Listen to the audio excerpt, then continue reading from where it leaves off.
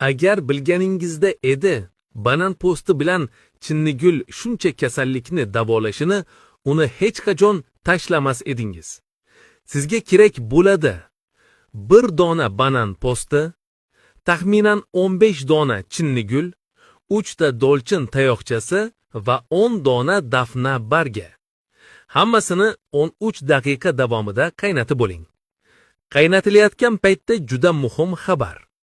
Videolarimiz faqat sahifamiz bilan o'zaro aloqada bo'lganlarga yetib boradi. Aloqa esa yoqtirish, izoh qoldirish va ulashishdir.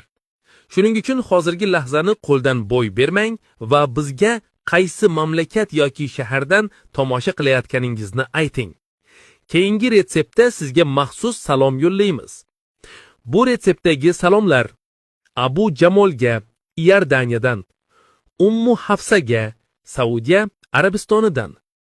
Videolarimizni ko'rib ulashganingiz uchun katta rahmat. Qaynatish tugagach, aralashmani suzib bir piyola qilib iching. Bu retsept qon aylanishini yaxshilaydi, oshqozon osti bezi va diabet muammolarida yordam beradi, yallig'lanishga qarshi kurashadi, immunitetni mustahkamlaydi va jigarni tozalaydi. Va men juda xursand bo'laman agar siz "men bananni yaxshi ko'raman" degan iborani qoldirsangiz. Bu turdagi oson retseptlarni yoqtirishingizni bilaman.